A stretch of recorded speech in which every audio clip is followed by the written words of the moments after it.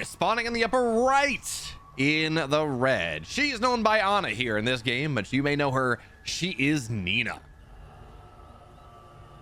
And at the bottom left in the blue, playing the Infernals this entire time, this best of 5 and the next from Aftermath. His name is Theory. I love the balance suggestions we're getting in chat right now. Really fantastic balance suggestions about brutes blowing up as they split, dogs having Yamato cannon. I can think of no issues with this whatsoever at all. No problems. Absolutely zero problems here. But of course, I would like to remind you all that if you do want to go support this event, there's a Matcherino, !Matcherino in the chat will give you that link so you can go and support these players. Like Psionic just gave $50. By the way, this $85 is actually $135 because this is a $50 base prize pool. Psionic just said, yeah, okay, we're going to make it even higher. The sponsor has not added the prize pool to Matcherino just yet, but massive shout out to Iron Steel for organizing this one. As we see Nina, of course, going for a bit of a quicker expand, going, well, collection array into the creation chamber because you have the ability to go and drop that Sovereign's Watch and get some damage done. God, these balance suggestions are just... We should give dogs 50 armor as they run around. But anyway, so Nina, again, playing a little bit greedy here. But Theory, what's the odds? Is this a single vault? Yeah, no, double vault. Okay, double vault opening coming out of Theory. I think going double vault expand makes a lot of sense right now. Because you have these units early. Because you have these more powerful units early on into the game. Or I guess you have these more brutes and fiends early into the game. You can take creeps a little bit faster. You creep on the map a little bit faster than your opponent does. And what that means, as we're going to see the Arc Station on the way pretty soon, some sort of, yeah, double Star Forge on the way. What that means is that you effectively get your second vault for free. The first one, you got to pay for. Second one, you get the value of it very quickly by taking all these unit or these creeps on the map. And then you can go expand theoretically, and there we go. Okay, expanding in the health zone, so harass is not quite as strong. And you just put a lot of pressure on the map. You make life very hard for the Celestial player early on. Now, of course, Sovereign's Watch is going to knock down a lot of these fiends, but there's no link node, there's no strike node, there's no true static defense at the moment. And by slowing this down, by putting us onto, what are we on? Putting us onto red, yes, onto red energy, everything slows down. All of the mining, all of the, not the mining, but all of the production, all of the bonus benefits that Nina gets here slow down quite a bit. So she's gotten vectors here in this first game, and that will get infested just a little bit. But as power becomes more available, well, the Hexen should just die, targeting that down. Actually not going to find what it wants and teleports back home. But Nina survives this. Yes, has to spend some power. Only 17 in the bank. Actually, oh, we recovered another power. Power bank goes up. But that pressure doesn't get a lot done. This collection array, as we start to go into green power once again, the collection array is going to start to go and be a little bit happier and do everything that it needs to do and heal itself right back up. But again, Theory, by putting this pressure on, has put the fear of God into Nina just a little bit. And that means that, hey, that's going to be an energy camp that's going to get taken down. And, Nina, of course, bonus damage to light is very nice with these, yeah, there we go. With the Cartesian Cannonade that it has. +6 damage versus light means you actually can do a pretty good job against not the brutes, but the imps.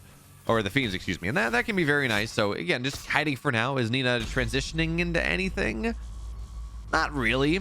Getting an Ascension Matrix. So, scythes will be the order of the day. Something like that.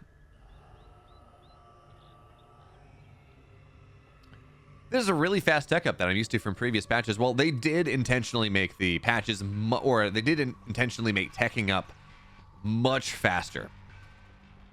Much faster in this patch than the last patch. They pretty much cut down the time it took to go from tier 1 to tier 2, and just about in half, maybe even more so. I forget. It was I want to say it was 40 to 20 seconds. But they just made it not quite as fast as it used to be in like early access V1 or in like Elephant or something. But certainly faster than it used to be. So Nina, of course, taking advantage of this scanner to go and claim camps back, to go take some creep camps for herself and get them for free, which is, again, it's valid. Will she hold on to this forever? No, not really. The scanner can only do so much. but she can play whack-a-mole back and forth. Of course, Fiends, they don't shoot up, and that means that Nina's getting some of the camps on the map. Not everyone, but a reasonable amount.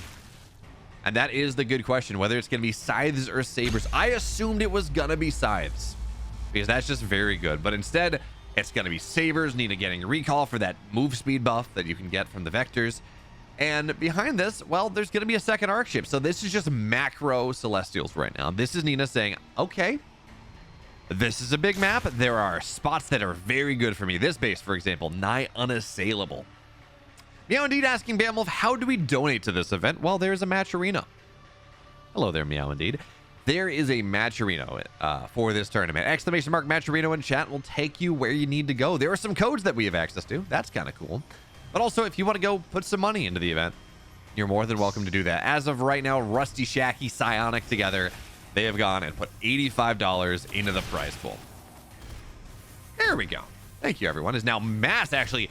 This is so many Fiends trying to run away. Now, of course, the Vectors, they do have that upgrade available. They do have, what's it called, recall potential. So they can go, they can take damage, blink away, blink back, and just reset all that damage. But for now, on the low ground, where they're going to find yet more brutes, because this is the upgrade. But back onto the high ground, the Do-si-do, doing everything they want to find. Now, you still got to be very careful, but the Skull's not going to do all that much. And this is kind of hard for Theory to go really chase down. On top of that, remember, as we take this setup here, blinks down to the low ground once again and just runs away. This is a lot of brutes. And yes, this is the upgrade that the brutes have. Let me see if I can't even remember what it's called, but plus 10 armor, you get an additional Fiend. That's a powerful thing, but also these brutes, that's like 15 brutes that were all split into Fiends, which, you know, Fiends are good, but Animancers are going to be on the map soon. We're going to have Sabers. We have Sabers, excuse me. That's... Well, actually, I guess no Animancer for the time being, but we have Sabers on the map as well, which is a ton of splash damage. And that technically is supposed to handle the Fiends. I don't know that it necessarily does. And yeah, 0 early game Gaunt production. Soulforge Ascendants, thank you, Sword. I just know it's the upgrade I get in a lot of games. Oh, real caster would know the names better, but, you know, I haven't had a chance to play a ton this week, and we're learning still. Anyways. Lamzo Gaming saying nice. Hello, Lamzo Gaming. Hello, everyone watching from YouTube. I'm sorry the overlay is only showing Twitch on out of game. That is something that I've tried to fix and been unable to do so. Restream is being ornery. Restream is being very sad. And there's not a lot I can do about it. I've tried. I really have. But Theory only just now getting the third base up. Of course, Weavers with the spam. Everyone talks about this. Weavers with autocast are very strong. Weavers with autocast are very, very strong. Because we take a look at this, the Vectors, it doesn't, you know, who cares? But the Sabers, they just get automatically yoinked. There's very little interaction required. And even though Sabers do a lot of damage, you take a look at this, 60 damage. Weavers are light units. That they don't get that additional 30. There's really nothing in this army. Well, where is there we go. There's really nothing in this army right now that takes bonus damage from heavy. I mean, splash damage is good. And these Vectors they do bonus damage. They do double damage against light units. But it does feel like you do want to see Animancers start to hit the field. We just don't see the Therium economy for Nina right now to support Sabers, Scythes, or Sabers, Vectors, and Animancers. So it just gets a little bit complicated. Now, there's a fourth base done. And if Nina wants, she can go and drop a Therium Purifier on the right side and go from there and really start to go a little bit more. But for now, well, there's no Saber upgrade. That's going to take a little bit of time. Core Ascendancy, just, you know, you move faster a little bit, heal a little bit more. This is that timing that we see Wraith Cube talking about in chat. 5 to 7 Sabers. A ton of Vectors. And let's see what can get found out here. So for now, there's the abduct, and every time something gets abducted, right? Things die. It's a long stun. Seems like we're making Vectors. Yeah, Cardinal, I've played some games when I was playing Weavers, an old patch. I got killed by mass bobs. And it actually worked out pretty nicely. But for now, okay, so taking a look at this, right? 100 HP. 100 HP is the HP of a gun. That means 2 Saber shots, 1 shot. So we saw Nina right there on the bottom side playing around a little bit. Meanwhile, Sabers on the north side poking away, getting a lot of damage done to these guns. Did I say mass mobs? I meant mass scouts. They made mass scouts in the late game to kill off all my weavers, and it did a surprisingly good job. Tremendously surprising good job. So for now, looks like a base was trying to get set up on the north side, but hey, there's a drop denying that for the time being. And with really not a lot here, well, got to be careful. So the vector's actually been pulled back, which allows this big infernal army moving on forward with these weavers walking like some slow Cthulhian horror moving forward. And yeah, Blastos are really good, but as long as they just get soaked on the fiends, it's okay. It's fine. So now, okay, a bunch of vectors here. Got to be careful. Staying out of range is the thing, because these weavers, 5 abducts, that's 5 dead. Well, for now, shot's gonna go down. Your scan gets dropped down as well. Looking for the shots. Oh, vectors are gonna jump right on top, but they're just falling down. This doesn't feel good whatsoever. Now, for now, here's the important thing. The sabers are far away. They're trying to get that splash damage done. And if you can knock down all the gaunts, there's not gonna be that fiend generation. And now Scythe's on the field. Yes, they don't do bonus damage to heavy. They don't. But none of the rest of this army shoots up. So the sabers, they're just going to continue to get their shots, run away. And if you can reset this army, you're going to be okay. Now the Scythes, they don't have retaliation matrix. They don't have effectively a bonus 20 damage steroid that you'd like to have. And well, Nina tried to take this fight, but without Animaster, it just doesn't feel very good. No, I love this as well. Drop onto the left side, drop Shroud a little bit further forward, which means these units are infested. And there is no escape from this. This big army that Nina's been building for the last 12 minutes of this game. The last 12 minutes of this game not working out whatsoever. And now, well, the prisms are dead. Oh, man. This mass saber idea, I feel like you want animancers. You want animancers and sabers. Yeah, you need some sort of overlapping splash damage, because otherwise, just the damage concentration, you can't get things down. You cannot knock everything down before the Vanguard, or excuse me, before the Infernal player goes and gets all of those abducts. So, just a couple things, right? You know, Weavers get some really good abducts. They are so tanky. All right? They have no armor. They don't have any armor. But they have, what? 725 HP? That's so much. It is actually so significant. But now Scythes are on the field in a significant way. Bonus damage to heavy. Shrines are heavy. How do you deal with the Weaver? They just pull the Animancers. You know, that's fair, Probe. That is very that is very fair. That's what the Scythes are for. And these Scythes are doing a really good job. You know, the imps are going down. The shrine died, but you got to go, and there we go. Nice job.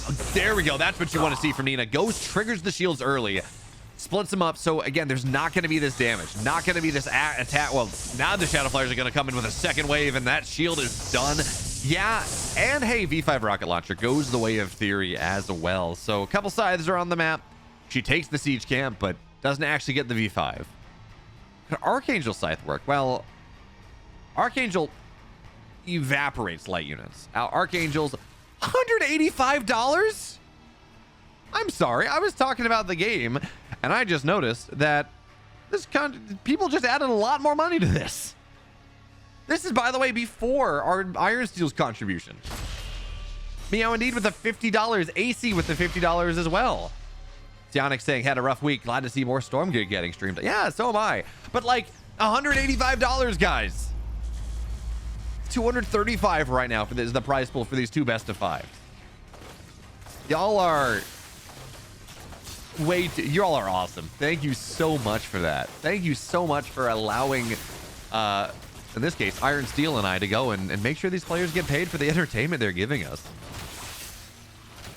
If the Sabers can kill the Gaunts, the Vectors of Scythe is clean up. Otherwise, the Celestial stuff dies first most of the time. Well, I mean, it is two best of 5s, Carnival. I think that's effectively a best of 10. But now the Shadow Flyers on the map just finding... Well, there we go. They nerfed that. Doesn't matter. That was still a lot of Shadow Flyers. That was like 15 Shadow Flyers going down for one collection array and like one prism. That's not a lot. Again, Theory's in this incredible spot right now where it's very hard for Nina to do what she needs to do. I I'm with Elf. Elf, if you drop a couple Archangels on all the Gaunts and drop Avatar as well, that might be used. That might be viable. But man, Archangels are so expensive that it can be difficult. But now, this base will go down once again. Theory denied the bottom side base for the time being. Now, of course, you got to split away. That's a lot of Shadow Flyers. And Nina, there we go. Sacrifices a couple forward. But anyways, the sides have to run away. There's just no other option. So they're going to be able to run. Shadow Flyer connections are not incredible. Nina has this high ground position. Sonic, you just gifted 10 subs to the community. Thank you so much. Actually, I think it's 12, right? Yeah, you gave out 2 community sub gifts, so that's 12 in total, I think. No, just Twitch just gave 2 random subs. Like Twitch, the website, just donated 2 subs to the community. I knew they were doing stuff like that, where just like people were getting random subs, but oh wait, no, that okay, I understand that. That's September with the bonus gifted subs thing. Okay, I was very confused, but thank you very much. Sonic Bo5, thank you so much. Your experience with Archangels, they're useless. That's fair. That's fair, Probe. I'm going off of what I saw them do in the Stormgate Nexus. I have not seen them played on this current patch. I've just had a super busy week. So I played last weekend. I cast last weekend. I haven't had a chance to really pay too much attention this week. So if you're saying they're not good, I'll believe you. Avery says September bonus subs on gifted sub. Yeah, I got there eventually. Just took a second. I mean, this scythe count's starting to get pretty significant. Very, very significant size. If they just, it's wild. You look at this, and once the shields are popped, once retaliation matrix really goes off, they're doing, what is it? They're doing 32 damage a shot. Like, they just dive on top of everything, and things just die. The Gaunt number is surprisingly ineffective. So what's going to go down? Shadow Flyers looking for what they can find, and this dragon is just going to evaporate here. Plus 20 damage. Ghost tries to heal itself up and will be fine at the end of the day. Purify makes sure that, of course, that there will be no more infest until it gets reapplied. Sides fall down once again. I like the idea. I like the opportunity, but the upgrade was there. And even still, as bases go down, but scythes are just not fast. I always look at them and it feels like they're slowed down by something. And that means that these Shadow Flyers, they're going to take their pound of flesh, knock everything down, or a lot down. And the rest, of course, now they're going to try to get the dragon again. But that big heal, the moment Infest goes down on everything, you got to go Purify. You have to remove the Infest from this army. Otherwise, everything dies. So now this army that Nina has is, well, counterable in the extreme. It's not uncounterable. There's just not a lot you can do about it. There's the V5. There are so many Gaunts and Brutes and Weavers and Magmadons and everything you could possibly want. Animatrix is going to show up on the field right now, but it just gets targeted down by this. Yeah, in fairness, very low, but still totally reasonable dragon. And at this point, I'm not sure exactly what our Celestial player is supposed to do here. I think the answer is go to game number 2, to be totally honest. Yeah, Nina has to tap out. Those Weavers, they're a powerful drug. And it's going to be a 1-0 lead. And we are in game number 2 of this best of 5. Eilage Red is game 2. Faux Shures, subscribe for 22 months. You're 130 out of 130. Now I absolutely owe you a robot. You say that. I owe my PI a robot first, and I gotta defend soon. So, you know. I think making Weavers heavy is a smart, subtle nerf. Only if you retune the amount of versus heavy damage that exists in the game. I think Elf Stormgate. I think if you made Weavers heavy, they would be totally useless. They would still be getting effect. They would just be getting straight one tapped by Exos again, or not again, but they'd be getting one tap by Exos, and it would make Infernals 2 one note as well. Now I'm totally fine to remove. Well, I was gonna say remove the tag, but that's more of a buff than anything else, actually.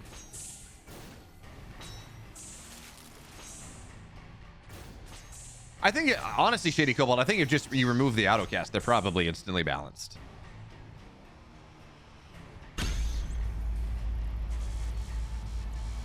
Yeah, so again, so Sword is saying, for all the hate this map got, it's the most balanced right now. Yeah, because they changed it. Because they fixed it for all the hate that it got. That's kind of the thing. this the map was not very good. It had, well, it just had too many access points in the main base, and it just was very, very painful. But they closed that off. They made it more of a like a classic macro map, and now it's a lot easier. Now it's a lot happier to deal with. How come they're light? They're huge. Because they're like very spindly, right? The idea is that there's some unit that, you know, gravity doesn't properly apply to. There's some extra dimensional horror, and you know, the laws of things don't really apply. I guess the logic there making them a light unit. They're kind of very spindly and tall, and not very broad, and not very light, not very heavy, maybe.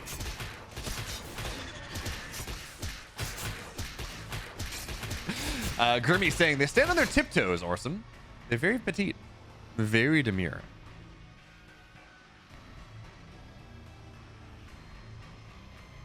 Kind of funny, right? Yeah, I think I don't know.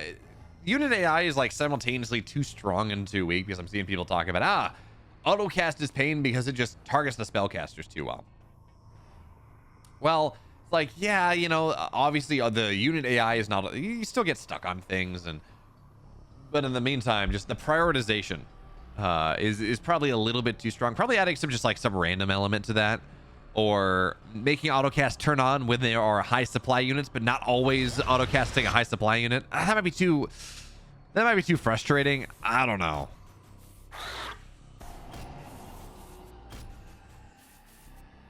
Keep autocast. I don't hate that. Keep autocast, but you have to be in close range for it to work. I kind of like that, Grimmy, actually. That's kind of cool. So you still have that in its intended purpose, which is to make it easier for the unit to be used at lower ranks. But on the flip side, if you want to be a little bit more precise and use them to their fullest potential, you have to go and you can pull them from further away. You don't use autocast. I kind of like that.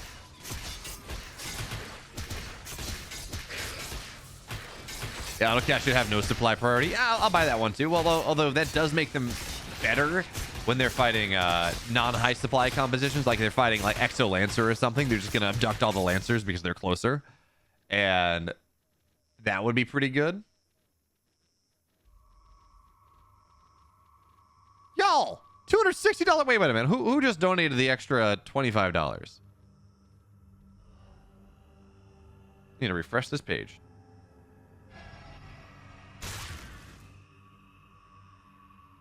Everista, thank you so much for $15, getting us up over $200. That's awesome.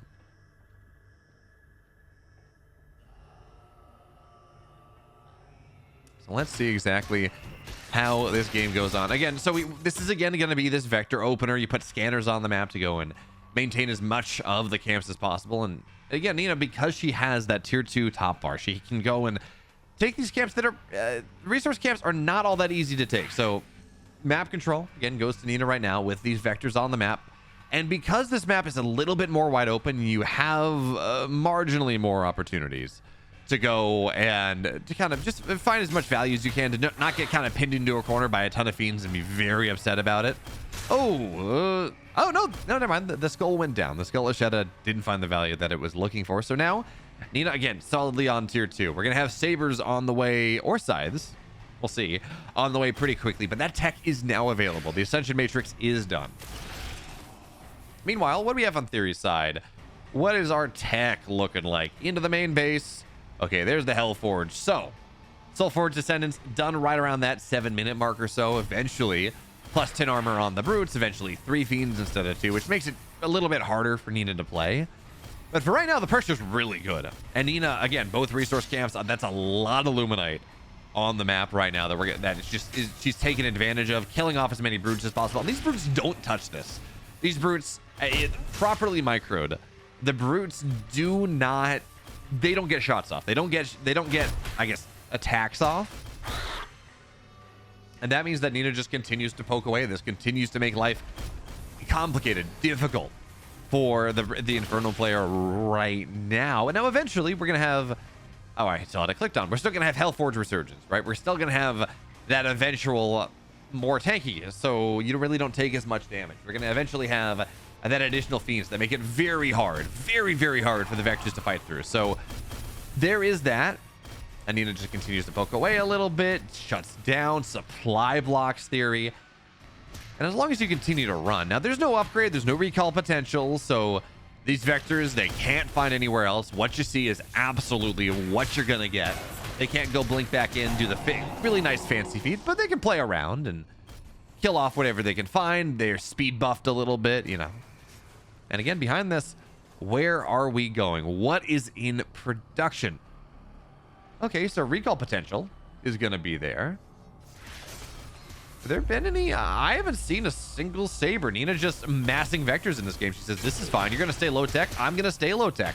My vectors with recall will kill all of your fiends. You don't have a lot of damage. And if I can kite away onto the other side of the map, if I kite away onto the other side of the map, I'm going to be fine. Nightfall Infestation goes down. That's 25 Animus down the drain. Did the hacking issue get better? Orsa masks?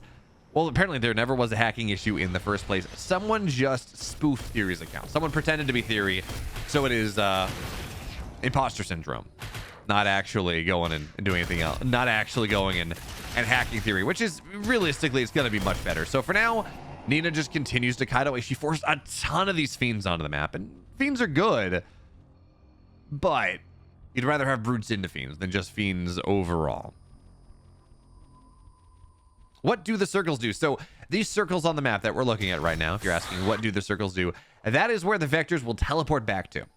Oh, by the way, I didn't even notice this. I'm sorry, Nina taking a very aggressive position here. Tons of blast nodes on the way and just going to start to push forward into this base coming out of Theory. And with these sizes on the field, with this single, I guess there's a second Weaver now, this is not an easy position to get broken. Yeah, eventually the Weavers can go and break these link nodes, these blast nodes down. But you really do need the Hellborn for it. You really need the Hellborn to knock down this stack defense. Now, Ducks are going to go off, and there is that, but these blast nodes are here. And scythes are starting to show up more and more. By the way, blast nodes just chase right into the Luminite line. And now, Weavers, where are they teleporting? Just... Okay, well, they teleported to the base. Okay. Bit of a misclick, I guess. But, oh, okay, you know, the entire hotkey. So it's just like, I got more Weavers. I need them to be here. I'm going to teleport all my Weavers, even if I go and, you know, lose some of them. So big abducts again, they're going to go down, but these blast nodes have long as hell range. They don't do a lot of damage to the Weavers.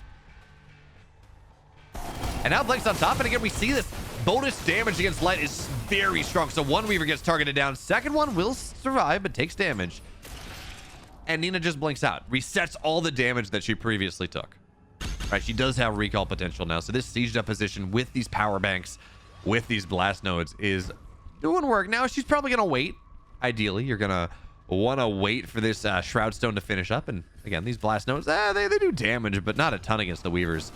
So you wait just a little bit, right? You wait for the Shroud benefit to go down. You wait for the Shroud Stone to no longer be super powered, and then you go in once again. So now Nina continues to poke forward. Abducts are good. Every time it gets a little awkward for this poke, right? Because every time you move forward, things get problematic. But this, I have done you all a grave disservice, because we've been talking about this push for quite a while, and Nina says, yeah, that's fine, I got sides, so I can go attack elsewhere. Bonus damage versus heavy means that this shrine will fall down. And by the way, you're gonna lose a Weaver too. So Nina forces the entire army back into the naturals, gonna kill this Weaver eventually. Target it down.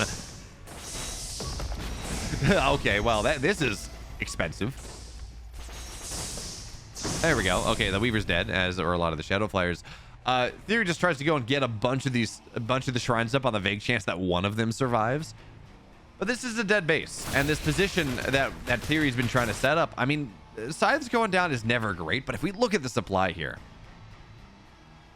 you were saying you like the new AoE indicator. Yes, it is bugged for blast nodes.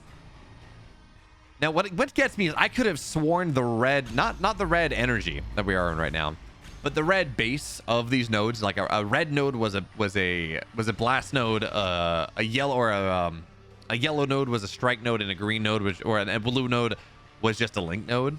I could have sworn they were color coding what they were, but I don't know. They are different colors all the time. Sometimes they're red, sometimes they're blue. It doesn't. Maybe I'm just really dumb and it matches team color. I don't know. Maybe I'm just dumb. I think I'm dumb. I'm just realizing that I think it probably is actually team color. No, I'm not talking about the red aura or the green aura. I'm talking about the actual base color.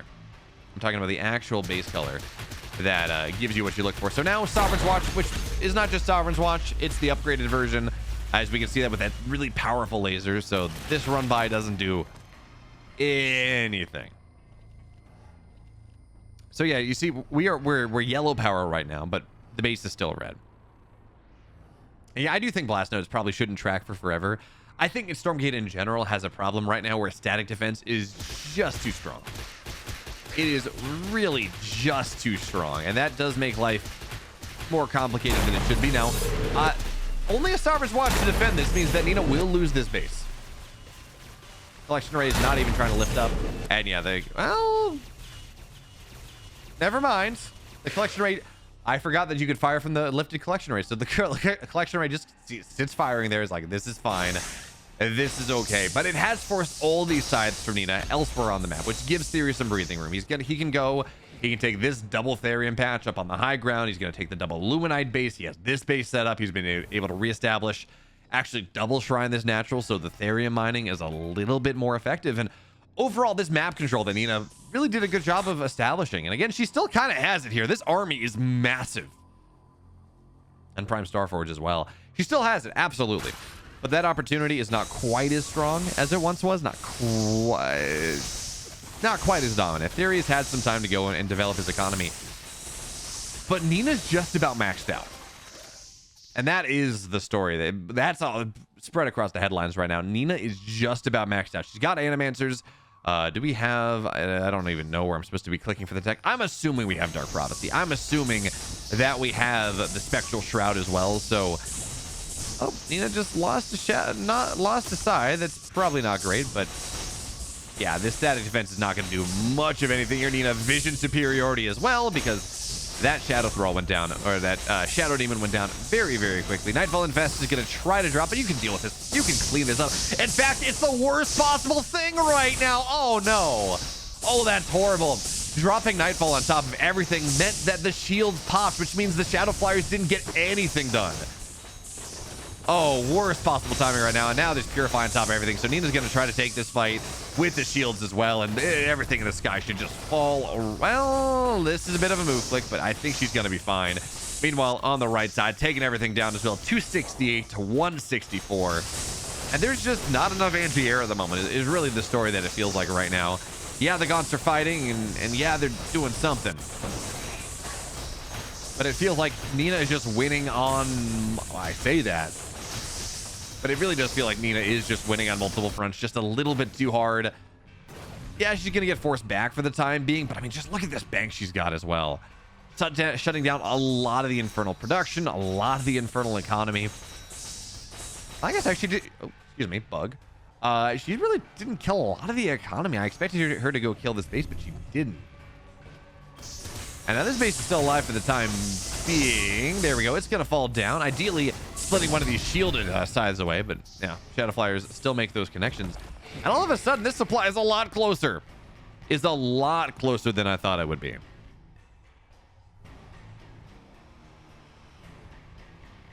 Seen Infernal win this game from this position against Celestial like a million times.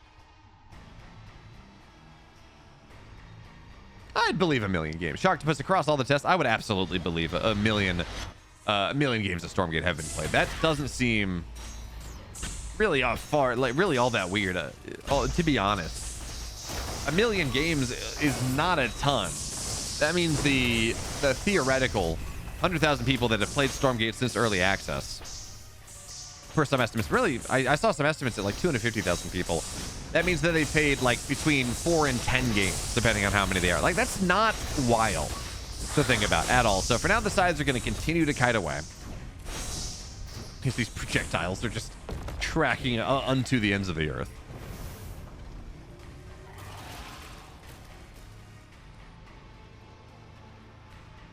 Benina now has every base that should be hers on the map right now. We got this north side base here. So many Star Forges.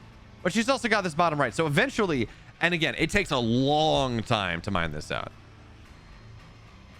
Yeah, Grimmy UK is saying, yeah, no, he's absolutely right. JXP has played a million games on this patch, or Jay has played at least a million. You're not wrong. You're not wrong.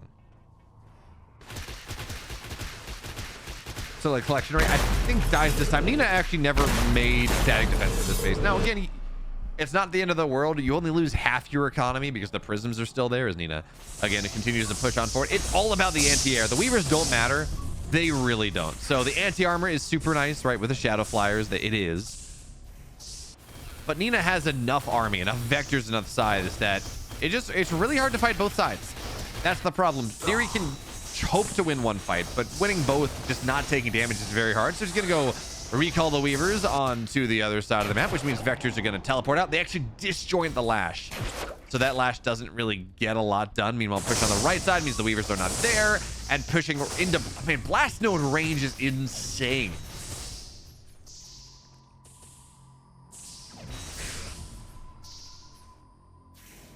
Oh, look, it's Apoptosis. Hello, Apoptosis. Look at this. 3 arc ships, right?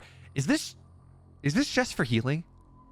Is that what these arc ships are for? Just to kind of heal the units as they go back and forth? Is that what this is? I'd believe that. I don't know. So anyway, Shroudstone gets manifested. That's going to get knocked down. Nightfall Infest doesn't do much of anything. And Weavers, again, when you're on Elder Shrine, which I believe we are, yeah, the Dragon's out. Weavers do a lot. Or HP regen does a lot here. Dives on top of the Dragon. It does not have the upgrade. And that is minus 700, minus 700, minus 300 off the top as well. Theory's been saving up for this thing for quite a while to try to survive up until that point. The moment you lose the Dragon, he is dead.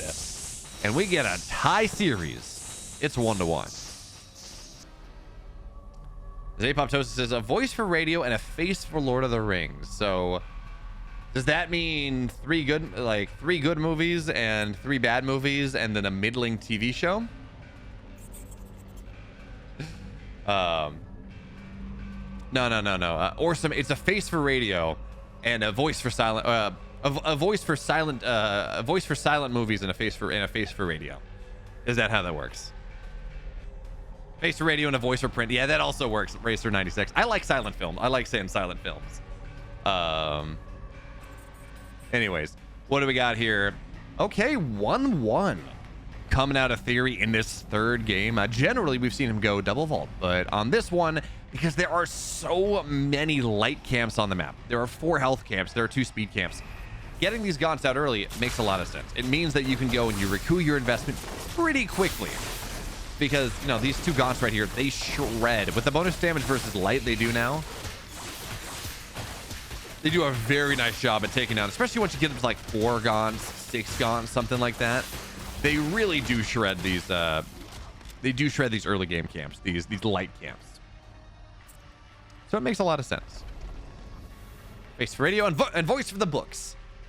There we go. Yes, I do have a Lord of the Rings, a Beocaster emote. Yashi, while we're asking, am I Filipino? I am not Filipino. I did not go to school in the Philippines. I just went to private school. So if you're asking that because I was talking about a headmaster, I just went to private school. So that was K through 12. We had a headmaster, not a principal. Because we had to be fancy like that. And Sergeant Duck says, yes, beards do wonders. I look back at pictures from high school and I'm just a giraffe. My neck is so long. And getting a beard really does help. But Nina, by the way, we should talk about what she's been doing. She opened Seraphim in this game. Proxy Seraphim, by the way. Extremely proxied Seraphim. And she's just going to get on top of these. Well, just going to get on top of all the imps. And 1 Seraphim does not kill a Shroud. I didn't think it killed a Shroudstone. But apparently you DPS through the Shroudstone. So a 2nd Seraphim is going to arrive soon. And while Nina is not getting all the camps, she isn't. She's putting a lot of pressure on the map right now. These Shroudstones are not getting up in time. And there's no greater shrine on the way. This is... I was going to say this might be checkmate, but this blast node's done. Oh, okay, she's building a strike node. She's going to have to rely on static defense back at home. So all of these... Oh, Theory didn't cancel that one. That's so expensive here. Theory just has to pull the imps away. Like, this is a full all-in from Theory right now, relying on everything that exists. Now, we're going to see an effigy get dropped down. Some of these prisms are falling, but the strike node has to get the damage done. We're going to see the collection array in the main base start to get taken down, and I don't think this gets broken. Collection array may die. There's nowhere for it to... does it run? Doesn't get far enough away in time. No, Skullashetta. Nina has to pull this away more. I think this lives. And now there's no mining in the main base whatsoever. This is checkmate from Theory. A bit of a, yeah, there we go. Nina checkmates Theory in game number 3. It goes up 2-1 in this series. So here we are, right? This is game number 4. It is Theory, it's Nina. Of course, Nina is Anna here in this setup. And we got vertical spawns, which means that Theory wins the merry-go-round on the speed camp just a little bit. Speed camp is still a little broken, but it's not quite as bad as it is on, as it used to be on Lost Hope. Still is on Lost Hope. But vertical spawn Lost Hope was just a disaster. Where whoever got the speed camp really did tend to win the game. They changed it around a little bit. It's not as bad, but even still. I am very strongly of the opinion that speed camps, I don't know. I have opinions. I like camps in general. I do like taking camps in general, or I like camps in general. It forces me to be on the map. It forces me to go and play around with you know, play with my opponent instead of just kind of turtling back at home. I think on 4-players map, though, a 4-player map, Nina, do not lose this prism. Nina, do not lose this prism. This is not allowed. You're not allowed to lose this prism, but she's going to get it back to the safety of the collection array. It's going to start to heal up, and we should be good. Yeah, we're good. It's healing. So, well, maybe not. Maybe not here. Nina has to pull this prism way far away. It accelerates, shot goes, and now there's no healing. Now, Texan will fall, and 14, 12, 10. It dies here. Maybe. But it gets back up to healing. So barely. Nina barely keeps that prism alive, and well, there's our excitement for the day. But now Nina also knows where her opponent is. So, again, Proxy Legion Hall on the map. This is Proxy Seraphim once again. Theory knows that this is happening, by the way. He saw... Well, I don't even know that he saw the Arc Station, but he saw the prisms on the Therium, and it really is only going to be one thing.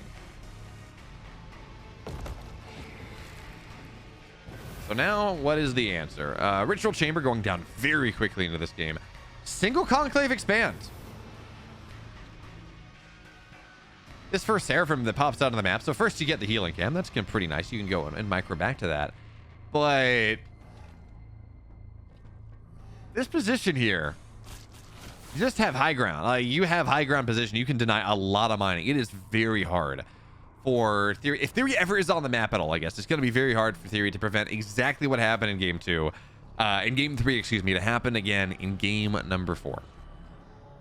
Theory, he's building up some gaunts here. He knows what the potentiality is, and he is not playing on the map, which means Nina, she plays counter to this a little bit. Counter to this idea. So Theory knows this camp has been taken, by the way, because he sees it on the minimap. He sees that it's blue. Nina can just kind of force him to be back home and take the map. You can absolutely do that because, again, the moment that Theory moves out, Seraphim dive into his base and deny all mining. So which that really doesn't feel good. So Nina, you know, keep poking with a couple Seraphim here and maybe send 2 Seraphim to take every other camp on the map. But actually, she doesn't even bother doing that because the scanner took the camp in the middle. That's a V5 rocket launcher running in. And remember, that's 70 damage. It doesn't one-shot Gaunts, but it does a lot of damage to them. And if Theory's, you know, distracted by these Seraphim, this is a very, very very powerful timing. But for now, you know, V5 is going to go. It does 120 damage to buildings, which means it takes a while to take these structures down.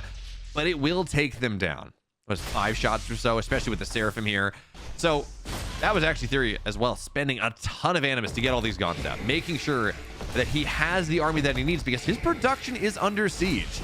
And, you know, 1,000, it takes, what, 9 pure shots from the V5, even less with the Seraphim are taking this down. So this is a single conclave setting up. Zyro999, thank you so much there for the Prime sub.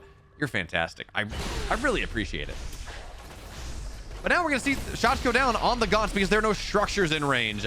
And yeah, Theory's doing a really nice job of splitting away, but this rocket launcher is so strong in the early game. Gaunts do not take this thing down. And between the Seraphim and the Gaunts, I mean, it is a significant problem.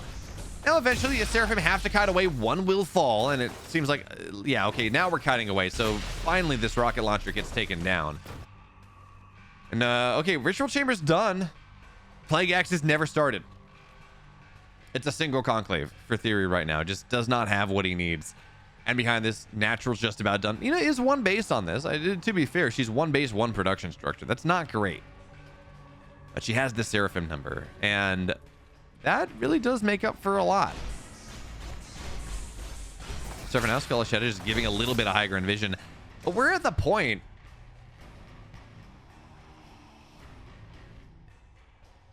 Oh, that's unfortunate. I've lost access to YouTube chat on my restream, or on my chat tool.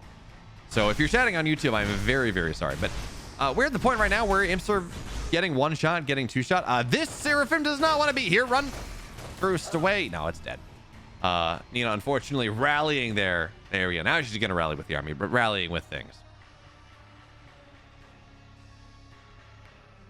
This is even-ish at this point. Yeah, I think that's probably fair. Theory took some damage, but he does have a natural, and that, you know, Nina does not have prisms at her natural, so, you know, she got a third base on the way as well, but the economy's not quite as good. But remember also, she's taken every camp on the map. She has access to literally at least the value, at least the money from literally every single camp on the map, which means that, yeah, you know, supplies are one thing, production's not great. There are a lot of gaunts on the map, and that is something that is difficult to deal with these Seraphim. Do we have any additional production? Animancers are getting made. There's no way to get them home, though. There is no way to get these Animancers home if Theory decided to run out onto the map.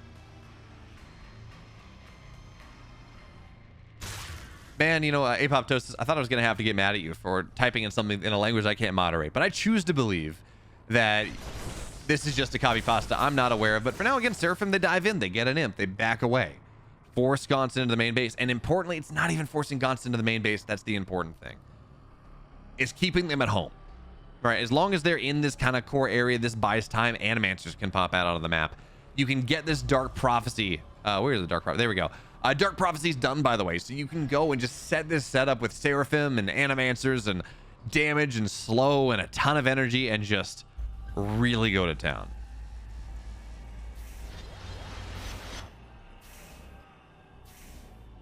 Are we playing live? Yes, we are, Zyro999. We're absolutely casting live here. The players are playing live. I'm talking to you live. Oh, look at that one. Apparently, Apoptosis copy pasta, by the way, is a World of Warcraft classic copy pasta. Well, unfortunately, I never played WoW. I've never played a game of World of Warcraft. I am not a good enough nerd. I am very sorry. I'm a horrible nerd. This is pre-recorded and pre-watched. Yes, that is true, Sergeant Duck.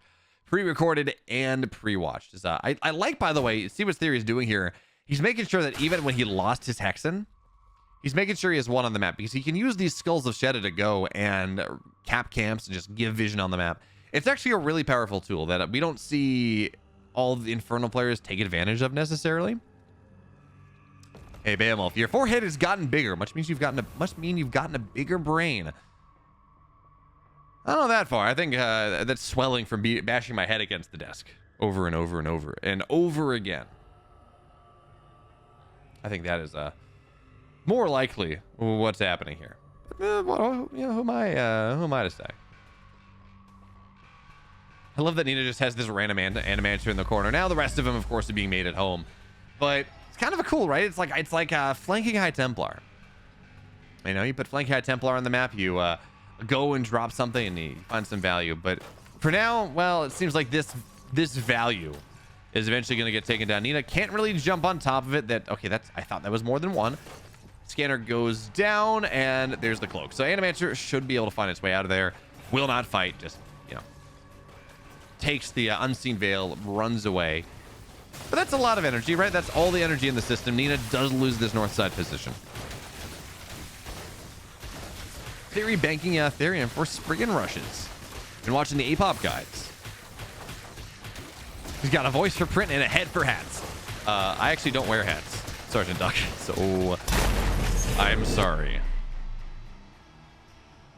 I do apologize. Look at this. Look at this gaunt here. This is not okay. What is this gaunt doing here? This is not allowed. Yeah, Theory is in fact banking a lot of Therium. That he is. All right, so that's going to get taken down. But this, well, This Gaunt army is very, very large at this point. Luckily, I'm looking at the army that Theory has. He has not made a single Weaver in this game. He is very Luminite starved. Of course, I think you take on this map. I think you take this base. Well, I think you take them at the same time, but you saturate the Luminite base before you saturate Therium. It's just really hard otherwise. You generally, an Infernal player is Therium starved, but I think he's just too saturated on Therium right now. It's pretty obvious looking at it. But anyways, Animator chugging around. Look at those. Oh God, the prophecy says that Theory's gonna leave this game in half a second. Everything falls down, and that is just so much damage. It's ridiculous amounts of damage. Theory gets evaporated there. Oh man, that Unseen Veil does so much. And yeah, you know, Shadow Flyers at the end did what they could. That was 4 prophecies on this immediately. By the way, people said something about there being no bursty moments, no spiky moments in this game. Yeah, someone clip that one. Someone clip that one. Like, yeah, you had an army theory? Yeah, I thought you had an army theory. Clip that, post it to the Reddit, post it to the Discord.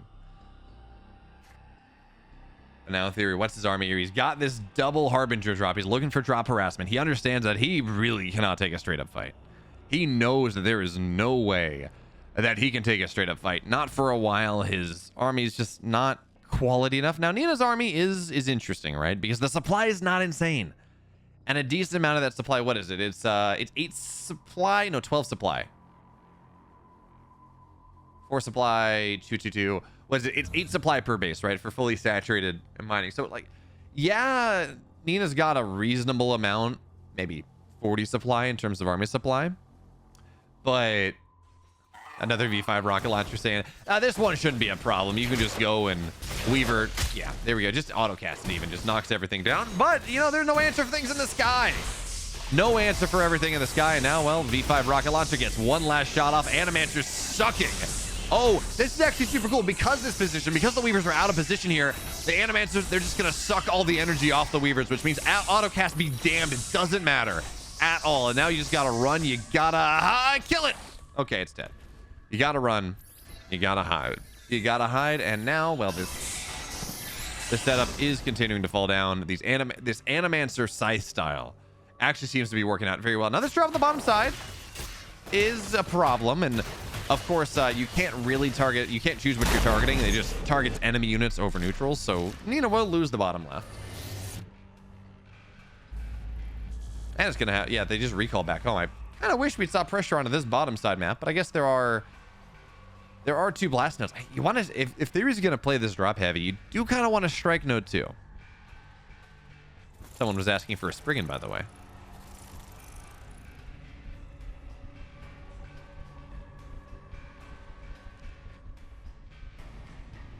My reuptake inhibitors need inhibiting again. That's a reference.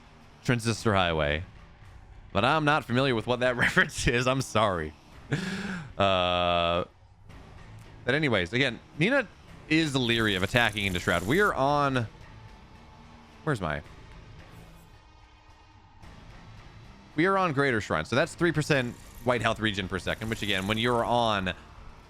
where's my Weaver? When you're on 580 base HP, that regenerates pretty quickly, right? That's 15 white health regeneration per second, almost 18, like 17 white health per second, and it goes up even more when you go up to tier 3. So Weavers are very hard to kill on Shroud. They, on top of being light units and being 580, you know, being as they are, being a 580 HP, that white health regen is a bit of a problem. So Theory's trying to go take the top half of the map in the same way that Nina has taken the bottom half of the map. You know, really take this to the late game.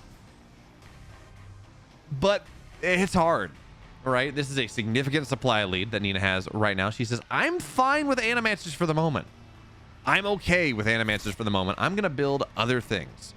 I have scythes. I have vectors. I have a more complicated army. And it's interesting as we look at this. Theory, it's not just a misclick. He's built a couple Weavers here as well, which bonus damage to heavy can be reasonable probably against the scythes. I haven't seen this. I have, yeah. It can be reasonable against the scythes. And that can work out can work out very well. But it's all about finding the right fight. If the right Dark Prophecies go down, this army evaporates. Honestly, even if you just get the prophecies down on the Shadow Flyers, you win the fight. But if the Shadow Flyers can run through, they can blow the scythes up. This army is not nearly strong enough. So Nina is being very reticent about how this is going to happen. I see Cardinal saying, Nina, you know, Cardinal saying, well, I'd like to see the Eon Gates, that tier 3 thing that you can go and make happen. I don't know. It's been buffed. I have not seen it in a single game. Where is Nina's town hall structure? Oh, that's right. It's I don't know where it is. She's on an arc. She's not on an arc fortress just yet. So there is that. I kind of like the idea of getting an arc fortress just for the Fate Ender as well to take these structures down. But now we're gonna see a big fight. Dark Prophecy goes down and just gets stunned immediately here. But let's see how much damage can get done. Blinding Saliva on. I think that's a misclick there on the shrine.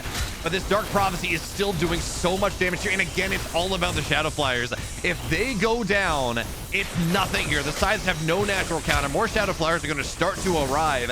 And the Weavers are still lasting. But this Purify is making it so that it's so hard to stay on top. The Infest is just not lasting. Nina will have to disengage. But so much of that army fell down. That Dark Prophecy lasted for forever. Forever and a day. Scythes have no natural counters.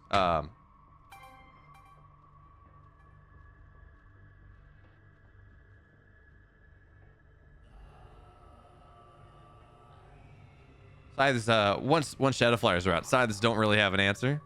I mean, eventually, for those 10 seconds where they're invulnerable and they're doing 32 damage a shot, they don't really have good answers. But it's after that fact. But do they have natural predators? Yeah, Shadow Flyers. Kind of. Shadow Flyers and Gaunts working in packs together, much like it's funny, actually, there was footage recently, apparently, of a autocast? Not turned on this one. Well, there was footage, scientists found footage recently of what was it, octopi hunting together with fish and then slapping fish that didn't do what they were supposed to do.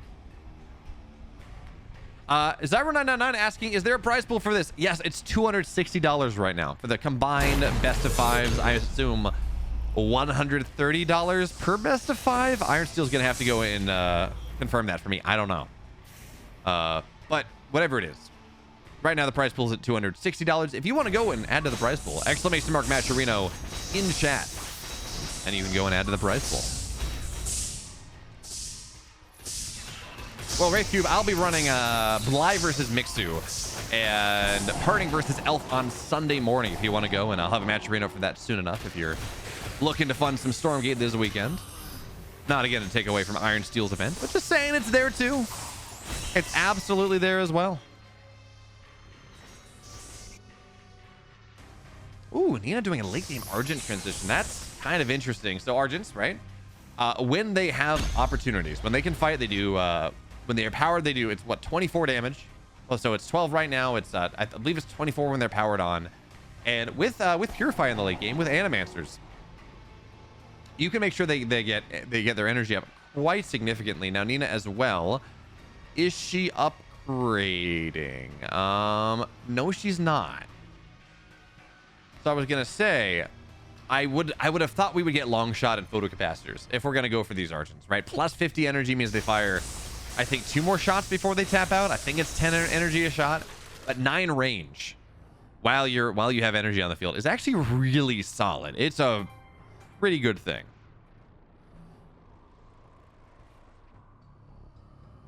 Zyro, you are far too generous. I'll put the Matcherino up. The Matcherino, I haven't made the Matcherino for Sunday, but it'll be there on Sunday.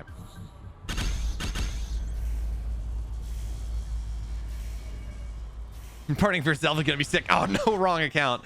Elf, you're okay to say you think that matchup's gonna be good. By the way, dive bomb in the late game theory. This is something that Theory kind of figured out in the first EA patch, where you dive bomb, you get that upgrade on their late game Shadow Flyer. Yeah, there we go. Nina just runs on top of this army. Dragon's dead. And as long as you're fighting in that first 10 seconds, as long as you fight under the shield triggers, the Shadow Flyers anymore do not matter at all. They don't do it like they do minus armor. That's fine. As long as you run away before the shield ends, you're okay. And on top of that, I mean, look at minus armor here on, oh, they're done now. So on top, let's just dive in. Once the first thing triggers, the rest of them, the Shadow Flyers, they can't run away. It's very, very strong. So Nina goes, she snipes the dragon, but that's minus 700, minus 700. The Shadow Flyers, the initial shots don't really matter, but look at this. Theory goes, he takes the speed camp, and that means that his Shadow Flyers are fast. That means that the Shadow Flyers, they're going to make contact with all of these scythes that much faster. But Nina, I gotta say, I'm a little surprised not building a couple more arc stations or arc ships later into this game, because that just, it's mass healing. It's mass healing, right? It means that you can go retreat back to these relatively cheap arc stations, and they heal everything up. They cast that spell, and they go from there. It's pretty nice. Oh, look at this Animancer run by. Now, the Therium patches are mostly mined out. The naturals of both players are mined out. Third base, still fine for now. Nina, this was her third base technically, so she's kind of had mining a little bit more diffuse. This game 4 is turning into a sick late game. This is turning into a... Nina was in a very good spot, right, for a good majority of that game. But at this point, the map has split. Nina has this powerful base building army, certainly, but it's not easy for her to fight into this army of just about 27. Oh, well, it takes a fight on the other side. I don't know exactly how that worked out. These sides are dead. Looks like a bit of a move command there from Nina, unfortunately. But she has taken down the third base of Theory at this point, diving onto the stacked event. Now, the Flaming Imps, if they're going to die, they might as well go out into Blaze of Glory. That's going to be pretty solid, but Theory has no Therium. We talked about that bank early on. For oversaturating these first two Therium patches, doesn't have it anymore. Now, he has more here, and he's mining a reasonable amount, but his bank, not great. His bank is not very good. So, as I take a look at Nina's late game, I think I would like to see an Arc Fortress. That means that she could go and snipe this base at the very least, kind of put it on the high ground and Fate end down below. But now, okay, fight kicks off here. The Dark Prophecies are incredible, but they're good enough to zone for now, ideally. And it's all about this fight. So now Animancers, they're going to get abducted. Purify on top of this army. The spell casting seems to be done. How much anti-air is here? That is the true question. If the sides can clear up all the gaunts, it's a whitewash for Nina. Otherwise, things get much more complicated. So the shields are still there on so much of this army, and there is not enough anti-air anymore. The Shroudfall was popped as well. So all that healing, well, it's gone now. It does not matter. All of these Weavers fall down. Animaster, well, that's fine. Nina annihilates this army, and as we look at what Theory has behind things, yeah, he's got the Animaster for another dragon, but it's on cooldown. You can't get another one. And this army will fall down. There is, no way this Weaver gets out either. Nina now with a 70 supply lead, and this is a supply lead that, unlike previously, this is a supply lead that seems more likely to stick. Yeah, Theory's got core 3 bases on the north side, but he's lost pretty much everything. So he's on 3 bases. Nina has a bunch more, right? This natural still has money to mine. I guess this base is his mined out now, but Nina is up a couple mining bases. She has the supply lead, and it's going to be hard to stay mining on this base. It's 20 out of 12 now. Oversaturation doesn't do anything. 12 out of 12 is anything more than 12 just mines the same as 12, so there is that. And Nina goes, targets as much as she can down. That's just what it's going to be. Splits against the Shadow Flyers because, well, they've already been triggered, but this shrine will fall. And Nina, honestly, I think she might have enough. Shadow Flyer connections, though, are going to be very solid. Very, very solid. But here come the rest of the sides. And again, it's all about the gaunts. If the gaunts are not there, there is nothing, absolutely nothing that Theory can do. So more gaunts are going to start to arrive, but the supplies look pretty even. But a lot of those are in fiends that do not matter. A lot of those, they're in imps that, can't mine anymore. And in terms of actual reasonable supply, their useful supply, there's nothing. 20 imps on this Therium patch. 20 imps on this Therium patch are not a solution. So the last of his money, Theory, goes nice, reasonable splits from Nina. Not as insane as the ones we had earlier, where she just dove on top of the Shadow Flyers once the shield was triggered. Super sick there. But Theory 50 Luminite, not a lot of Therium. He doesn't have the money to deal with these sides anymore whatsoever. At this point, honestly, you don't even need you don't even need the shields at this point. Not really. The gaunts just die. There's just not enough of them in this army. And yeah, you look at the supply, it's like, okay, 153 to 140. As long as Nina doesn't die right now, and you know, these sides do have to get out of here. It's getting a little dicey. It's getting very, very dicey. Very, very dicey. Nina has to keep some of this army alive. Because there is all of a sudden build himself a supply lead. Now, again, a lot of this are imps that are long distance mining from forever in a day. A lot of this is fiends that don't do a lot right now. But even still.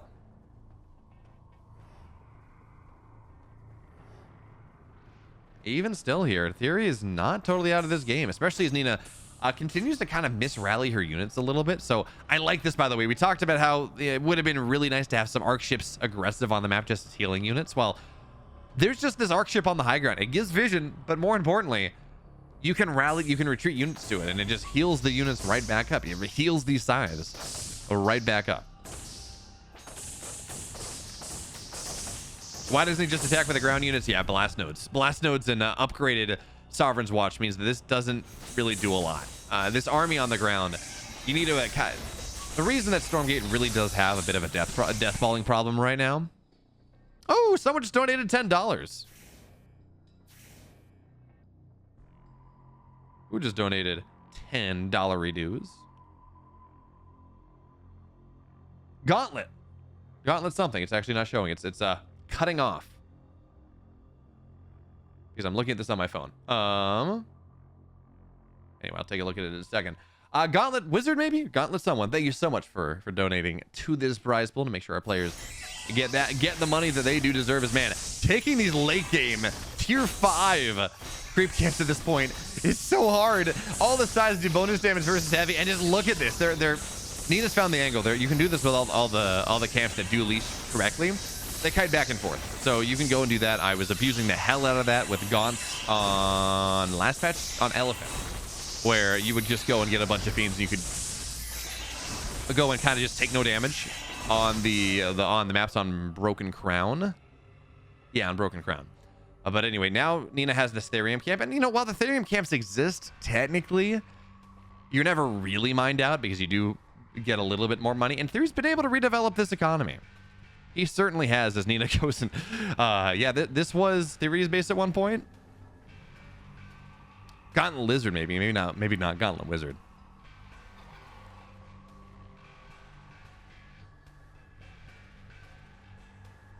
Yeah, but yeah, thank God it's not the dog meta anymore. That was very painful. I'm very happy. I mean, you know, I'm never gonna go and judge a player for doing what they need to do to win a game. I'm never gonna do that. But the dog meta was not all that fun to watch her play. So I'm very happy that we have these. I mean, this is a really cool late game. This is a very, very cool late game that we're treated to right now. As the Weaver's gonna go and abduct an Animancer, and it really doesn't get to do all that much. Now Nina, not gonna be able to get the Menor or the Luminite over time, but will get these very heavy late game bounties. These getting the creep camps late game, 28, 29 minutes, tier 5. It is worth a lot of money. I mean, we see Nina's bank right now. She could deal with some Therium too. She could deal with, I mean, one of these actually is enriched. She could deal with that a little bit. That would be pretty nice. But as it stands, the fact that Theory has been able to fight his way, or been able to go back into this game, is significant. Significant. Now, I see people saying, well, you know, Theory could do with a dragon if he doesn't have one. I'm looking around. I don't see a dragon. It's going to be very hard for Theory. He needs to buy units, and it's saving up to 700 Therium at this late in the game with how little Therium there is on the map right now. I mean, you're still getting it. It's still a drip, but it's not enriched, right? It is, you mine very, very little Therium out of this. It's hard. It's going to be very hard for Theory to afford a dragon. Yeah, Nina, wait, Cardinal, did he have a second dragon and it died and I just missed it? Because he had the dragon north side here that Nina sniped once she dove into the Shadow Flyers with her shields on. Was there a second one that I just totally missed? Oh, well, you know. The dragon died as Theory had an Animancer. Caster, please. Observer, please, T-Tors. I'm not a smart man. I'm apparently blind sometimes. I'm too busy looking at y'all degenerates in Twitch chat. Doing doing things and stuff and things. But anyways, so for now, this army that Theory has is difficult for Nina to deal with. She is just about maxed out, absolutely. But, you know, these animators, again, the auto casting on, what's the word? On spellcasters, just a little bit too strong right now. Is Nina trying to steal some Therium from her opponent? It's not really going to work out there. Shroudstone manifested will take that thing out, but Nina has mined out this north side base. Has taken a bunch of money from Theory into this game. So Luminite setup going beautifully. Therium, it's a little bit lacking. Her Therium income is pretty rough. Now, what has me a little confused, by the way, is I could have sworn up and down, side to side, that these Therium patches, they never fully deplete. They go down to 0, and then they start to kind of start to bounce back up again. And there was theoretically going to be some kind of cool economic management. But I'm looking at these, and these are not mineable. I mean, I guess they technically are, but they're showing, you know, you're not getting any Therium out of them. Once you kill them, they die. Okay, so they changed, and I'm just behind the times. They fully deplete. Oh, that's unfortunate, considering how little Therium there is on the map. So that's actually something we need to start talking about a little bit. Is this Therium patch is totally out, and he's got one more here on the bottom side, and I think that's it. Yeah, these north sides are depleted. It's just this base up. Oh no, that's depleted too. So Nina, only one that can mine Therium at this point in the game. Well, Luminite was always going to mine out. Lukash, it just meant that you didn't get the idea with Therium never depleting. Well, I mean, there is. Come on, this bug. There are, you know, you can get a drip of Therium from the Therium towers, but the theory is that, well, you don't get stuck in these kind of weird late game scenarios where all the gas mines out and or all the tech resource mines out, and then you have to buy some really low tech units, and it's kind of, the late game gets really weird. But yeah, Therium camps and Luminite camps are so impactful right now. Absolutely so impactful. And you know, Nina's late game, Nina's top bar abilities allow you to go and just take camps for free, because these camps are very hard to take in the late game. Extremely hard to take in the late game. Nina's trying to go and steal some Therium from her opponent, but yeah, that's not going to work out. So Shroudstone Manifest will kill one of these prisms. They're effectively scouting units now as much as anything else. Like, okay, what's the story here? What's happening? Slow down because there's a Wraithstone. And away we go. So really the big question now, the big possible question. They shouldn't mine out, says Orsum. Neither the mines. No, they should. Mining out is a thing. And I do agree that in general, resources should mine out, because what that means is games can end.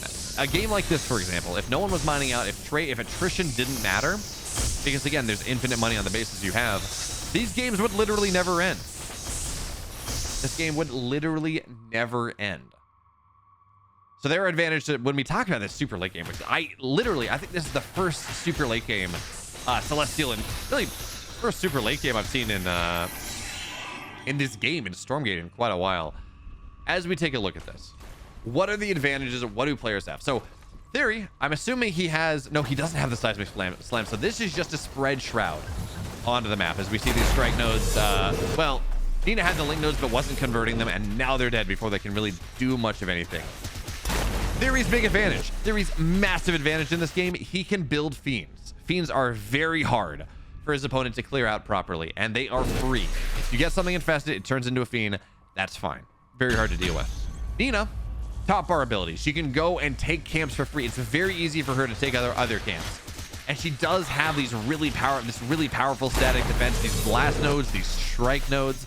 And in fact, Nina doesn't want to fight the army, it looks like. Seems like she's like, okay, well, I have static defense, I have Sovereign's Watch. Let me go turn this into a bit of a base trade. I think I can kill stuff faster than you can.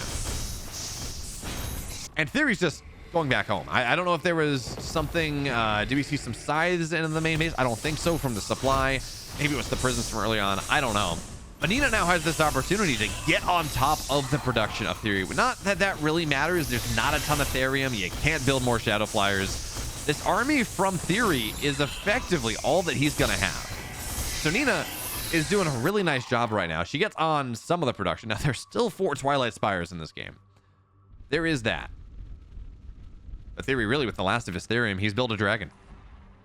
He has the Flayed Dragon on the field, fully upgraded. So many gaunts. Now, size. Oh, this is actually such a big deal if she gets this. So, we're going to see this Elder Shrine go down. And what that means, this Elder Shrine falling down, by the way, Theory, heavily supply blocked. But, again, he's only going to be building Luminite units, and those don't do a ton. This shrine, all of a sudden, this is 2% white health regen per second, not 4. That is a massive deal in the late game as Theory tries to go and make sure that he has every advantage from being on Shroud. So Nina, by taking this down, means that this army suddenly became 10% less tanky, which in the late game, when we're looking at all the damage that can be found, that's actually a really big deal. And yes, also, you can't use, you can use some of the top bar abilities. You can use, you can drop an effigy, right? You can use Nightfall or Hellspawn Resurgence, but you cannot use Nightfall Infest. You cannot manifest a Shroud Stone. You cannot go and cover the map in Shroud. Oh, really? Wait, it doesn't revert. Is that true? I had assumed it would. I assumed it would revert, but I've never actually tested it. I've never seen this game state, but that was my assumption. Anyway, so Nina will lose this position, but you know she's minded out. It doesn't really matter. Now she will big power deficit. That is absolutely true. But again, she's mined everything out. It's not like she has a supply cap to worry about. She is maxed out on supply. Doesn't have any Therium, but again, her opponent doesn't either. She's getting kind of this slow drip from the Therium tower. Grimmy saying it's 80%. 80% sure. Who is winning, Lukesh? I think Nina's in a marginally better spot, but she can't remake her army. That's kind of the problem. She's getting a little bit more Therium time over time from these Therium camps, but she cannot remake her army. So really, while she's doing a nice job of cutting down the top bar abilities, cutting down all these other resources that she would like to have access to, it really it comes down to the fight. Both players can absolutely win this fight. It's very hard in the late game. And to be honest, I have never seen a game going this long. I don't know. I do not know how this goes. I really don't. And by the way, it looks like an ad's running. I wasn't able to pause it in time. I'm really sorry. But this will be on YouTube. And if you're watching this on YouTube, hi YouTube. So you'll be able to go and make sure you don't lose anything. Now, I guess it's fine. I was going to say, I'm really surprised that Nina is opting into taking damage from these camps when you can just, again, you can use the top bar ability and take him to heaven.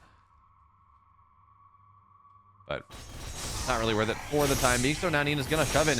She wants to get this Shroud down. Knocking this Shroud down, super duper important. Do we have a Greater Shrine anywhere? So Greater Shrine has been remade. No Elder Shrine, not just yet, because all of the Shadow Spires, all the Twilight Spires, they are gone. They don't exist anymore. So there's no further tech progression from Theory. He could technically go and spend some of his precious Therium to go and get a Twilight Spire. But again, it's not like Nina's going to be building more. It's he wins this fight or he loses this fight. What campaign mission is this? It's the final one. Theory, you know, again, we're all mined out right now. So Theory has gone and he has all these imps and they're just going to explode. He's going to turn them on into flaming imps, as many as he can, and they're going to make this fight so much easier. So Nina's at 300, but maybe 50 of that, 75 of that, 100 of that is in production structure, or is in mining, is in resource gathering. All those resource gathering structures that Theory has, they will immediately turn into fighting units. So Nina, okay, this is a good start here. These Dark Prophecies are really strong. And again, this is trading energy for HP. That is something that is very nice. Again, when you have the health camp, which Theory does, both players do, the healing is not really going to be there, but Nina takes the vision camp. And that means blinks forward here, tries to get on top of a Weaver, blinks back. Okay, step one. Poking and prodding. Let me see if I can click on the low Weaver. That seems like 4% per second, so I will buy that one. It's the time to send a raise. Prisms into some Shadow Flyers, right? That's going to be cheaper. Send the prisms into the Shadow Flyers.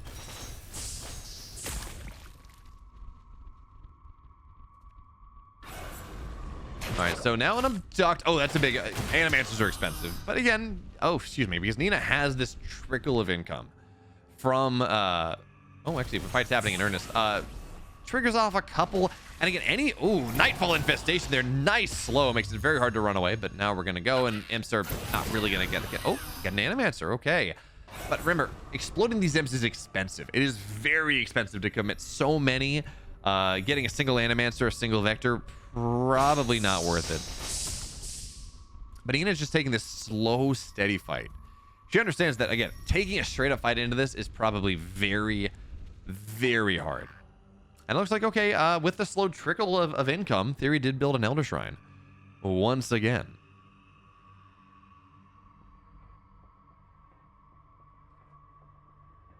Huge buffering? Not on my end. I'm not dropping frames, Super Jew Fly. So it looks like it's on your end. I'm sorry about that. Maybe Twitch is being weird.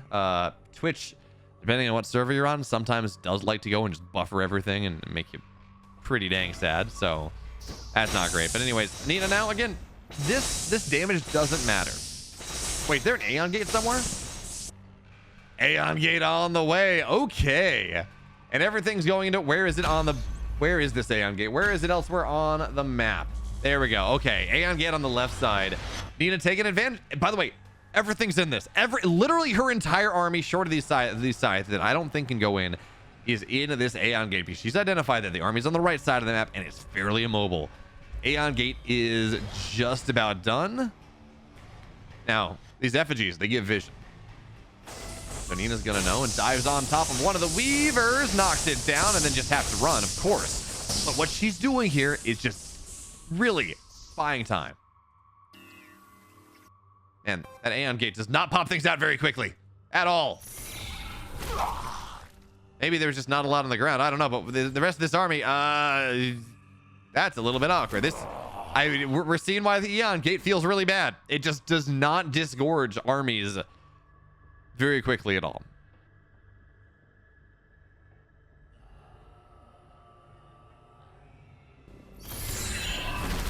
All right, so a couple of fiends are going to find this army on the left side, and with no sides on top, it's a little dicey.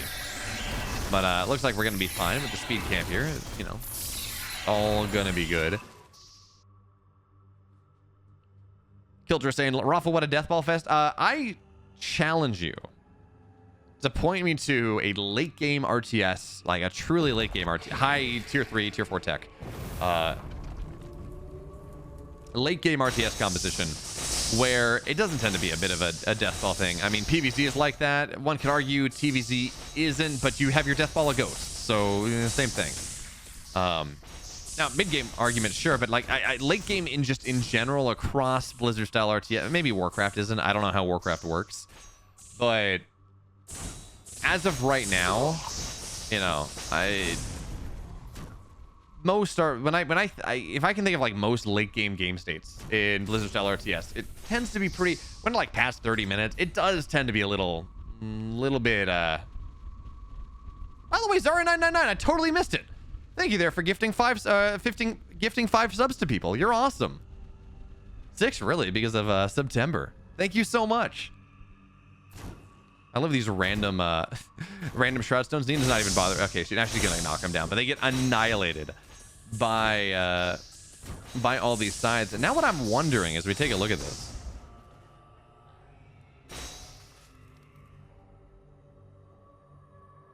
I'm wondering how exactly, as a V5 rocket, it's just being annoying, but Nina can deal with this. What triggers this game ending?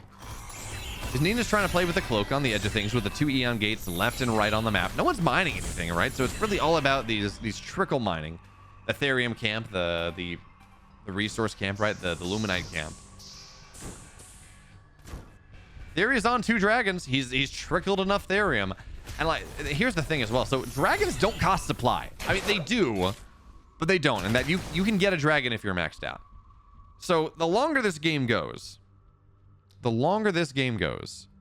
Theory is going to be the one in the advantage. He's just going to have more stuff. He's going to have more dragons, these things that you can kind of get without supply anyways. And it just makes it very hard. So for now, this is a race stone, by the way, slowing things down, triggering all the shields. And Anita needs to find some way of catching this army out of position. What's a V5 rocket launcher? Stormgate. Is that what you kids are calling the sharpened pencil catapult? Yes, we are. Stormgate archives. So I wonder if it makes sense that. So I like the camps respawning, but I'm looking at this late game, and the reason that this game has not ended is due in a large part because there are these creep camps that keep respawning and keep giving the players money. So their banks are low, but they're not really mining out, and no one's really interested in really taking a fight to where the point where they would go and really lose their army. They just rather kind of lose a little bit here or there and be okay with it. And that means that this trickle income is enough for now. Now Nina's gonna. So I don't know. For now though, dragons are gonna find. You do not want to lose these.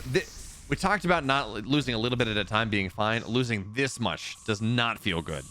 So Nina just trying to play with his Aeon Gate.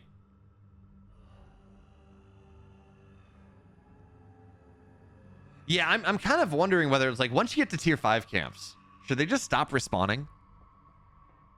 Yeah, that's kind of what I'm thinking. Like once they get to level 5, they just stop. Because as it stands right now, again, there's just enough money on the map from these camps that it's very hard to truly end the game. Although Theory's bank is very small.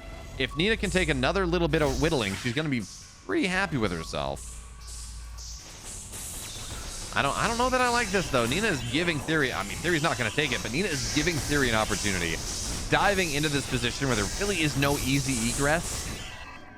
But Nina knows it. Theory knows it. So Theory just going to take the middle instead. He has well,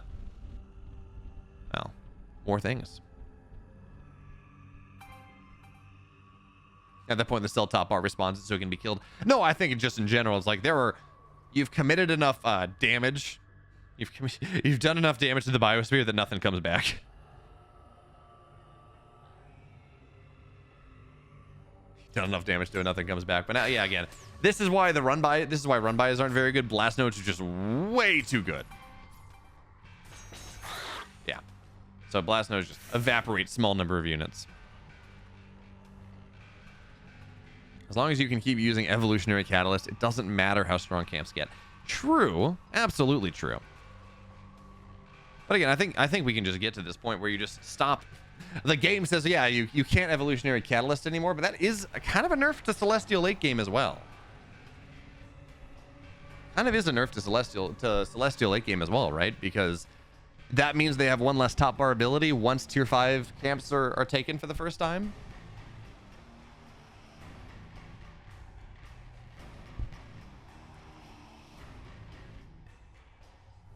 Yeah, guys, you know, by the time this game is over, you'll be able to watch Up a Tree Stormgate video in slow motion twice.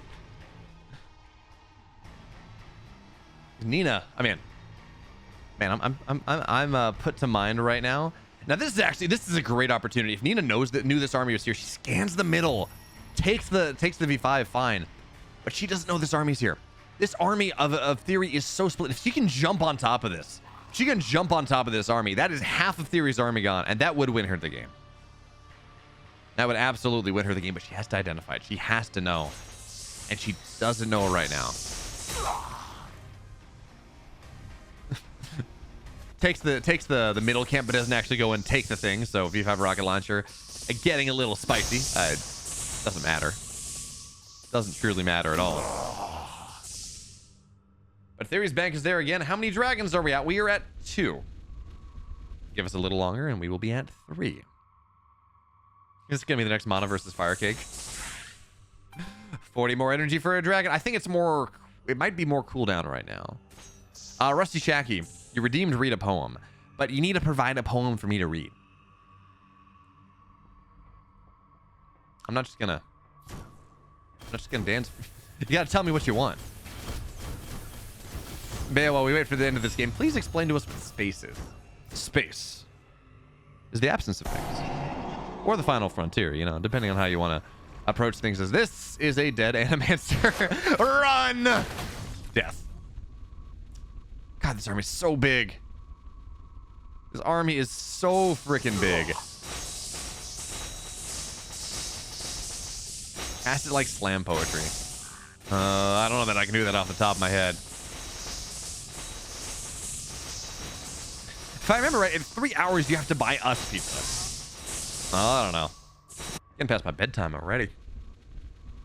I didn't think this was going to go until 2 in the morning my time, but oh my, this is going. I mean, well, luckily Infernal versus Vanguard, once we get there, is not, that has kind of clear end states. It doesn't go to this ultra late game unclear ending.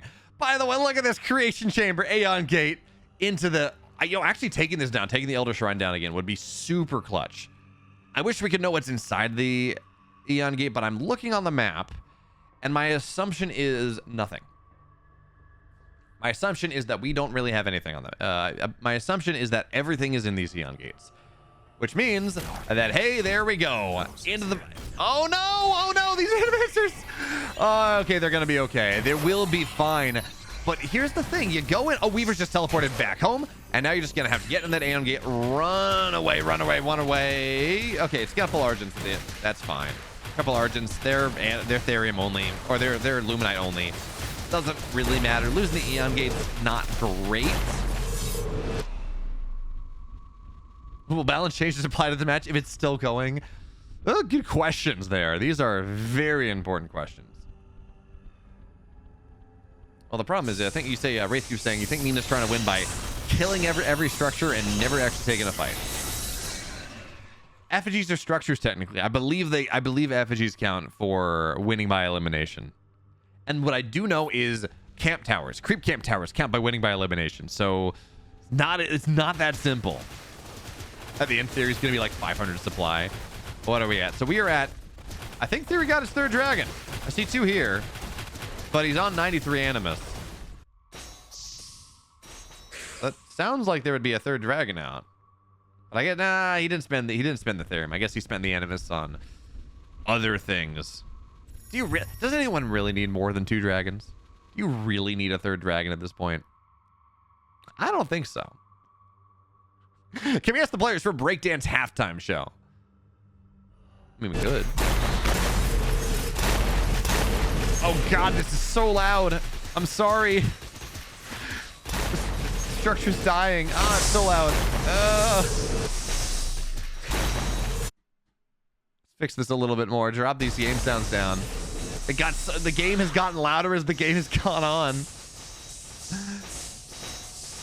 I don't know. I cast. Oh, what was it? It was Nina versus. I love this late game mass arc ship though. They don't cost supply anymore, so it's a really nice way to just have a little bit more power. Okay, we do have an arc fortress. Nina could kill this base. Oh, that's a single dragon. 3rd dragon. All right, 3rd dragon on the map. 1 less dragon on the map. There we go. That's dead. Chasing down the 2nd one. This is scary, but I think Nina's just gonna get all 3. Yep, 3 dragons. Minus 2100. Minus 2100. Minus 450. And Nina just says, this is fine. I'm okay. Look at the supply drop from this, by the way. I mean, it's super loud. I am so sorry. But Nina, hey, that's a massive win for her in the book. Now, fighting the ground army is still very hard, but the fact that 4 fiends aren't being spawned at a time is a big deal. It's such a big deal. It means that this army is suddenly, it's reasonable. It's manageable to fight a little bit. And now, well, let me turn this, geez, let me turn this down even more. His Elder Shrine's dead. His Elder Shrine is in the dirt, and there's really not a whole lot that, I mean, Theory can't really remake. Technically, he has the money for it, but he doesn't really have the tech easily. And Nina has to be careful. She's getting locked into this position. The sides have to find a way away. And apparently what we're learning right now is that eventually, in this game, as the game goes later, the sounds get louder. I did not change any sound settings.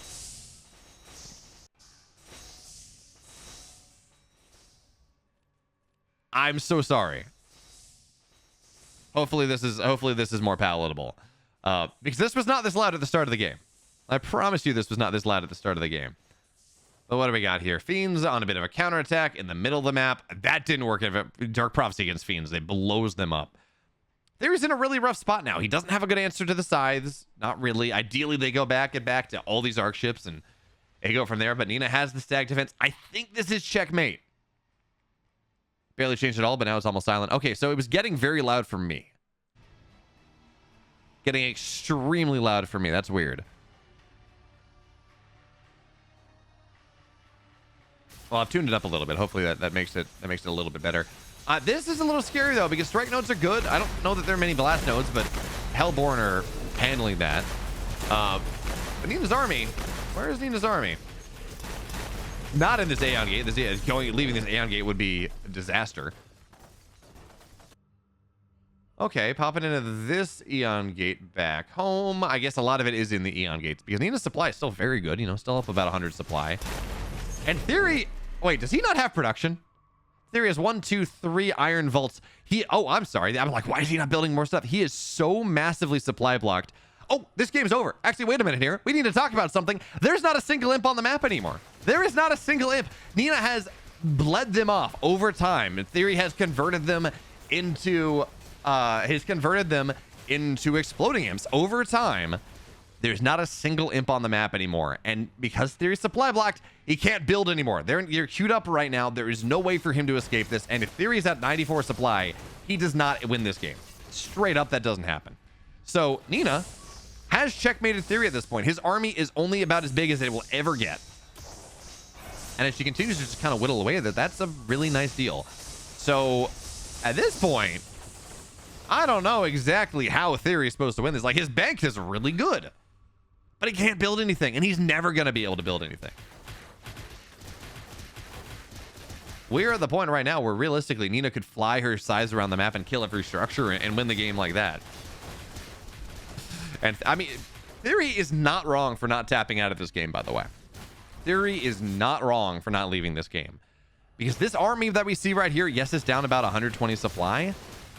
Again, remember, there are a lot of collection arrays on the map that aren't doing anything. There are a lot of prisms on the map that are not doing anything. This army from Nina, supply for supply, is roughly the same size as what Theory has. And fighting this army is really hard. There are enough weavers right now. There are 5 weavers. That getting, maybe even more, just, okay, 5 weavers, but getting value out of your animancers is not easy. Oh, there we go. V5 rocket launcher gets a shot. So, point being here is that this, for Nina taking it straight, oh, I love this. Unseen Veil looking for a position, and we saw her. This got her an advantage in the early game. Now, I gotta say, I'm a little surprised too, but anyway, now we're gonna see, there we go. Now, this is the fight kicking off here. Dark Prophecy on everything, just not enough lashes available. And the damage here is kicking off. Nina can go back up and do this again if she wants to, but she knows that so much of these gaunts are falling down. And again, once the gaunts go down, there is literally nothing left. Purify goes down and everything, which means the burning doesn't really matter. The Nightfall infestation, actually not even Nightfall, the infest doesn't really matter, and the scythes dominate everything. What a hell of a final game between Nina and Theory in this first best of 5, and there is no solution anymore at this point. Theory drops down finally below the supply block number, but he can't do anything with it. These weavers are going to teleport away. The ground army will fall, but the air army is absolutely there. And I don't think there are any conclaves anymore. I don't know that there are any. Yeah, he built some imps. Theory's trying to win this game.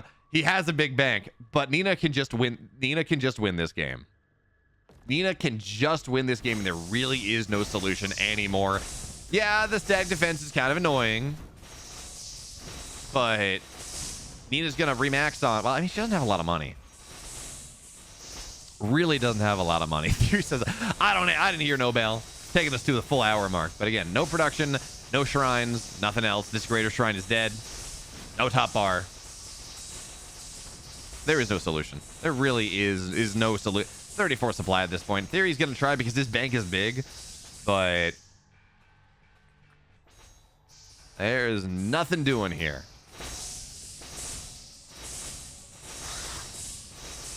Funny, I was talking to Apoptosis before this because he's running the Goblin Cluckfest after this, and I'm like, yeah. He's like, oh, he included me in the tweet. He's like, hey, after you watch BeoMulf's thing, go and watch the Goblin Cluckfest. And I was giving him a hard time for just farming raids. Farming a raid, and he's like, no, don't worry, you're not gonna be done. You're gonna be done before this. And I'm like, well, no, actually. Well then. This was off of one. I mean, he's supply blocked again. But that's a lot of Hellspawn Resurgence off of one shrine. Now there are no shrines and no way to build anything anymore. But that's a lot of gaunts off of one conclave.